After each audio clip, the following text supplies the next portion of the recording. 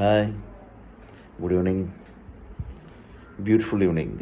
ఎంత బాగుందంటే క్లైమేట్ అంత బాగుంది. స్మాల్ స్మాల్ రైన్స్ వస్తున్నాయి.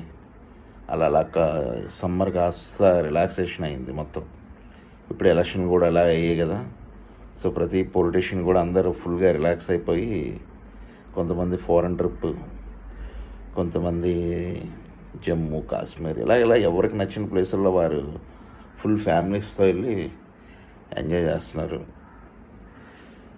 సో రివ్యూస్ చూస్తుంటే మనకి డిఫరెంట్ ఉంది. ఒకరు వైసీపీ వస్తుంది అంటారు, ఒకటి కూటమి వస్తుంది అంటున్నారు.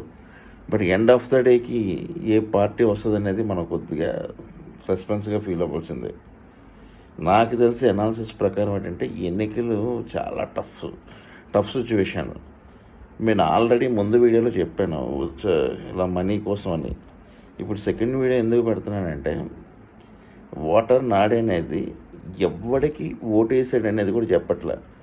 ఓటు ఒకడికి వేసి బయటకు వచ్చి వేరే ఓటుకి వేసాడని చెప్తున్నారు. అతను వైసీపీ ఓడికి కనిపిస్తే వైసీపీకి వేసానని చెప్తున్నాడు. ఇవతల కూటమోడికి కనిపిస్తే కూటమోడికి వేసానని చెప్తున్నాడు. అవతల టీడీపీ ఓటు డబ్బులు ఇస్తే టీడీపీ ఓడిదే తీసుకున్నాడు. ఇక్కడ వైఎస్ఆర్సీపీ ఓడి తగ్గిస్తే వైఎస్ఆర్సీపీ దగ్గర తీసుకున్నాడు. సో ఓటర్ నాడి అనేది మనకి June 4th ఈవినింగ్ 5 కల్లా ఫుల్ మ్యాక్సిమం తెలిసిపోతుంది.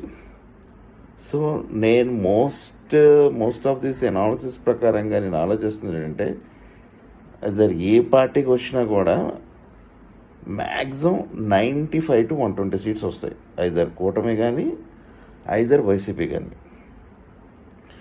బట్ ఏంటంటే ఈ ఫలితాలు అనేది చాలా టఫ్ సిచ్యువేషన్. ఎంత టఫ్ సిచ్యువేషన్ అంటే ఎవ్వడు అంత ఈజీగా చెప్పలేకపోతున్నారు.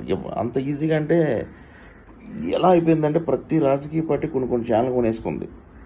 ఇప్పుడు వైసీపీకి కొన్ని ఛానల్స్ ఉన్నాయి, ఈ కూటమికి కొన్ని ఛానల్స్ ఉన్నాయి.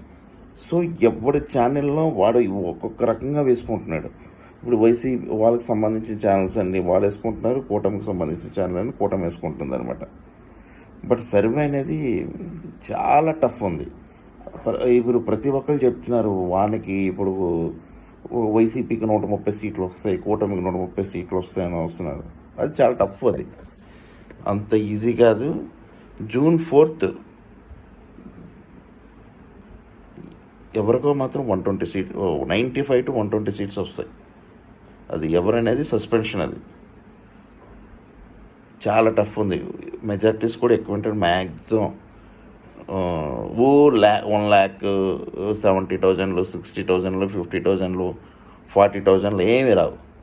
మోస్ట్ ప్రాబ్లం నాకు తెలిసి వస్తే 10 to 20, 5 to 10 మ్యాక్సిమం ఈ రేషియోలో మాత్రమే వస్తాయి మ్యాక్సిమం. నాకు తెలిసినటువంటి నేను అనాలిసిస్ చేశాను. నాకు డిఫరెంట్ ఏరియాలో ఫ్రెండ్స్ ఉన్నారు. వాళ్ళందరికీ కాల్ చేస్తే ఎలా ఉంది మీ ఓటర్ నాడి ఎలా ఉందని కనుక్కుంటుంటే వాళ్ళు కూడా ఇలాగే చెప్తున్నారు. ఓటర్ అనేవాడు ఎవరికి ఎలా వేసాడో చెప్పలేకపోతున్నాం. ఎవరు చాలా క్లమ్జీగా ఉంది అసలు. నిజంగా మామూలు క్లమ్జీ కాదు అసలు. సో June 4th కల్లా మనకి పక్కాగా తెలిసిపోతుంది.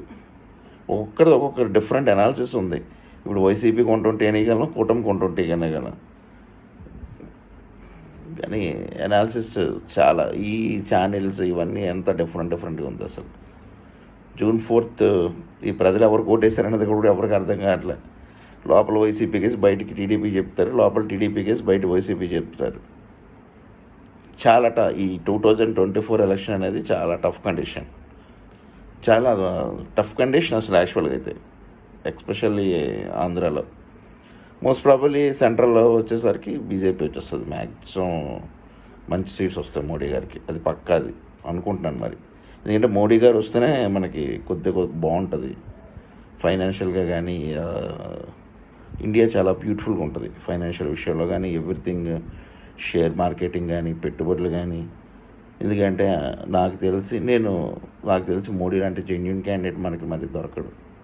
ఆయన మన ఇండియాకి దొరికిన ఒక రత్నం అది మోడీ గారు.